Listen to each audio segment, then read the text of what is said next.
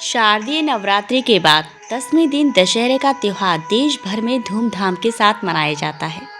मान्यता है कि इस दिन रावण के पुतले जलाए जाते हैं और भगवान राम की पूजा की जाती है। यह त्योहार बुराई पर अच्छाई की जीत के प्रतीक के रूप में मनाया जाता है। तो चलिए जानते हैं इसकी पौराणिक मान्यता क्या है। शारदीय नवरात्रि के 9वें दिन माँ भगवती के व्रत के बाद 10वें दिन यानी दशहरे पर भगवान राम की पूजा की जाती है और दशहरे का पर्व धूमधाम से मनाया जाता है। हिंदू धर्म में विजयदशमी को बुराई पर अच्छाई की जीत के प्रतीक के तौर पर मनाया जाता है। मान्यता है कि इस दिन भगवान राम ने रावण का वध किया था। तभी से हर साल अश्विनी मास के शुक्ल पक्ष की दशमी को दशहरे के रूप में मनाते हैं। इस दिन रावण के पुतले का दहन करके दशहरे का त्योहार मनाया जाता है।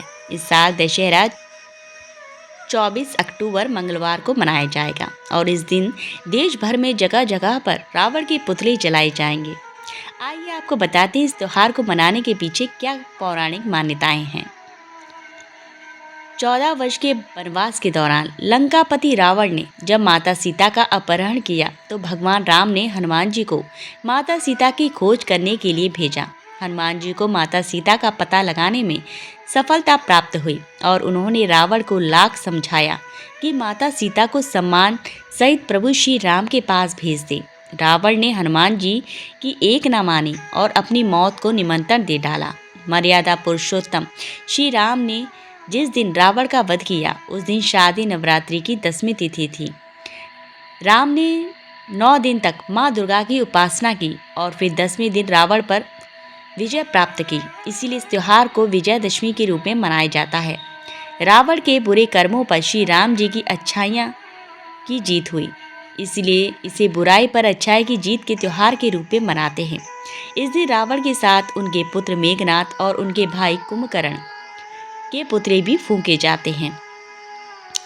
पौराणिक मान्यताओं में विजयदशमी को मनाने के पीछे एक मान्यता यह भी है कि इस दिन माँ दुर्गा ने चंडी रूप धारण करके महिषासुर नामक असुर का भी वध किया था। महिषासुर और उसकी सेना द्वारा देवताओं को परेशान किए जाने की वजह से माँ दुर्गा ने तलवार 9 दिनों तक महिषासुर और उसकी सेना से युद्ध किया था और 10वें दिन उन्हें महिषासुर का अंत करने में सफलता प्राप्त हुई। इसलिए भी शारदीय नवरात्र के बाद दशहरा मनाने की परंपरा है। इसी दिन माँ दुर्गा की मूर्ति का भी विसर्जन किया जाता है। एक बार महाराज सगर ने व्यापक यज्ञ किया। उस यज्ञ की रक्षा का भार उनके पौत्र अंशुमान ने संभाला। इंद्र ने सगर के यज्ञ अश्व का अपहरण कर लिया। यह यज्ञ के लिए विघ्न था। परिणामतः अंशुमान ने सगर की 60,000 प्रजा लेकर अश्व को खोजना शुरू कर दिया। सारा भूमंडल खोज लिया पर अश्व नहीं मिला। फिर अश्व को पाताल लोक में खोजने के लिए पृथ्वी को खोदा गया।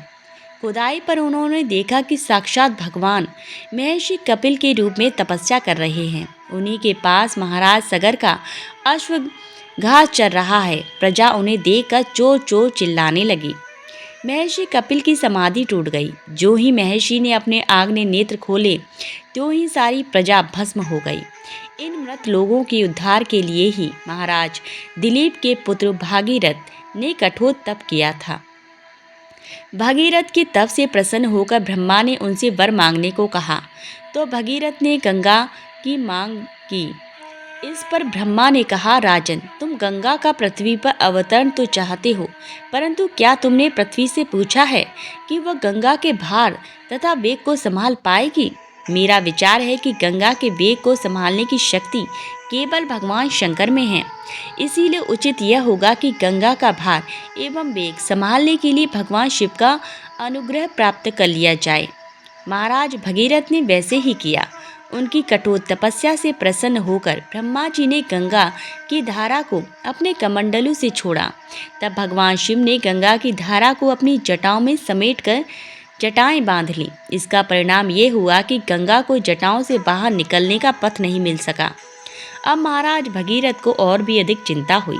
उन्होंने एक बार फिर भगवान शिव की आराधना में घोर तप शुरू कर दिया। तब कहीं भगवान शिव ने गंगा की धारा को मुक्त करने का वरदान दिया।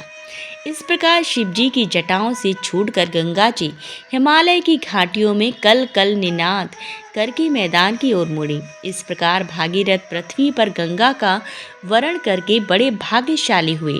उन्होंने जनमानस को अपने पुण्य से उपकृत कर दिया। युगों युगों तक बहने वाली गंगा की धारा महाराज भागीरथ की कष्टमयी साधना की गाथा कहती है। गंगा प्राणी मात्र को जीवन दान ही नहीं देती, मुक्ति भी देती है। इसी कारण भारत तथा विदेशों तक में गंगा की महिमा गाई जाती है। तो प्रेम से बोलो, जय माँ गंगा।